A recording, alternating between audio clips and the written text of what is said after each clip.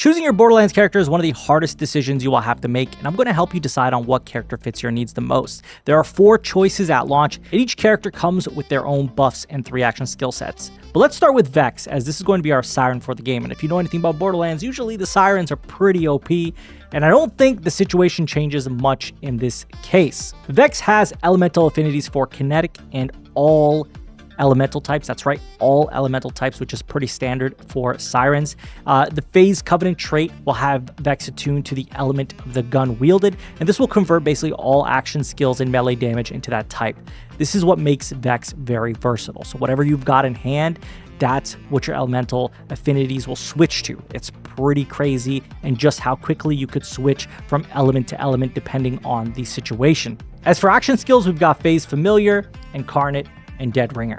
For Phase Familiar, it allows you to summon your companion Trouble, who will attack nearby enemies, so this would be ideal for any solo player. Trouble can be leveled up to a badass to do more damage and increase their health and duration on the field before you hit a cooldown. So this is the ideal skill for a solo player going into this game. I think that if you play by yourself, this is going to be the ideal action skill that you want for Vex, and in fact I would even say this character. Moving on to Incarnate, it gives you a phase energy, and activating this skill will restore your health and allow you to throw Eldritch Blasts at enemies for a set duration. Lastly, we have Dead Ringer, and it is a charge skill that summons a gun-wielding Spectre or a Scythe Reaper that taunts enemies. This allows them to take aggro off the rest of the characters and has a limit of 3 minions at any time. Again, a situation where you could very much take attention off of you and your teammates and bring enemies into those specific 3 minions. Now remember, when it comes to all of these skill trees that we're going to talk about, the more you get into them, these action skills will become more robust, and they will do more damage, and they will give you more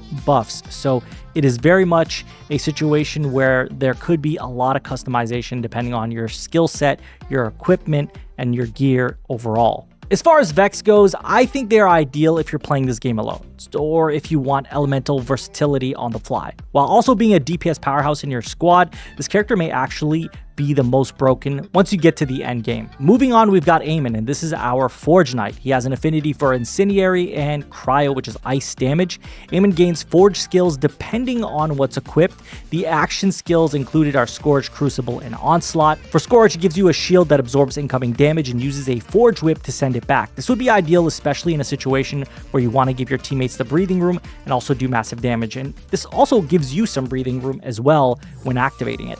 Crucible gives you a pair of axes with fire and ice affinities that can be thrown at enemies, which can then explode. Lastly, we've got Onslaughter, and this will give you a rocket punch, and this will activate increased shield regen, movement speed, and gun damage. This is likely a great skill for those wanting to recover in a dire situation.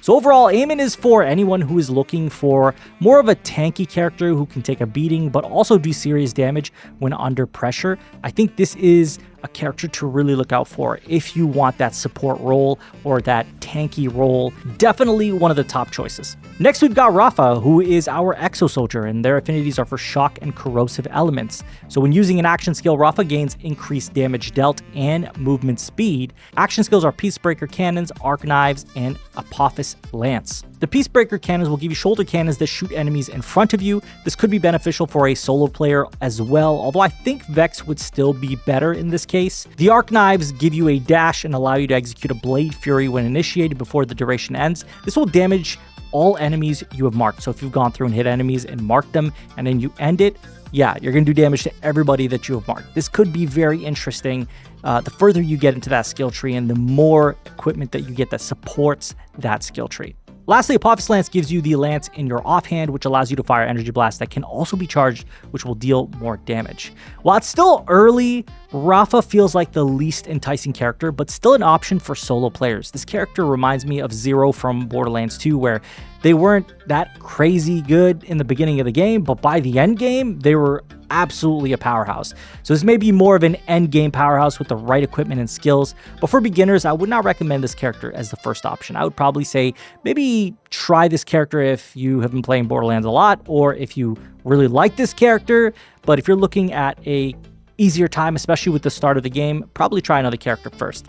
Lastly, we have Harlowe, who is our Gravitar, and they have elemental affinities for cryo and radiation. Again, cryo is ice damage. The action skill applies an entangled effect, which connects enemies to receive the same damage even if one connected enemy is impacted. You can see how this would be absolutely insane in some situations. The action skills are 0 Point, Chroma, Accelerator, and Flux Generator. 0 Point has you lift the target off the ground, which you can then slam into the ground, causing an explosion. This could be awesome for those wanting to isolate an enemy and then making that enemy an easier target because they're lifted, which could create a situation where you eliminate the target pretty quickly. Chroma Accelerator has you fire off an energy pocket that deals damage to all enemies who pass through it. You can also manually detonate it to do massive damage. This is ideal for the entangled ability, which will have all enemies share damage. This could wipe out a wave of enemies very quickly. This is one of those skills that'll definitely be OP under the right circumstances. Lastly, we have Flux Generator. This throws the generator at a location which will deal damage and also restore shields to allies.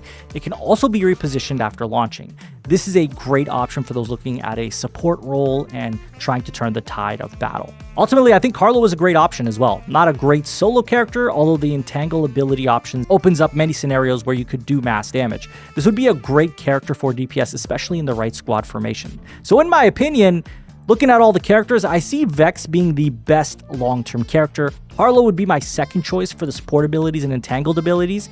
Amon would be a great powerhouse and tank option next.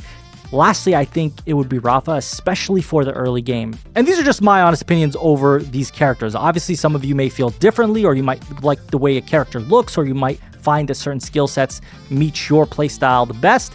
And that's what I think you should go with. But this is supposed to give you a brief overview of just how every character works, so you can make the most informed decision for what works best for you. I do think that everyone should try all the characters possible just to see where each one fits for you. But if you're looking to just jump into one character, consider everything that I've told you in this video and pick one that you like. Let me know what character you guys will be going with on Borderlands 4. As always, I'll have more Borderlands guides coming through this week. Consider subscribing, like the video, share the video. It helps our channel a ton. Thank you all for watching. Take care.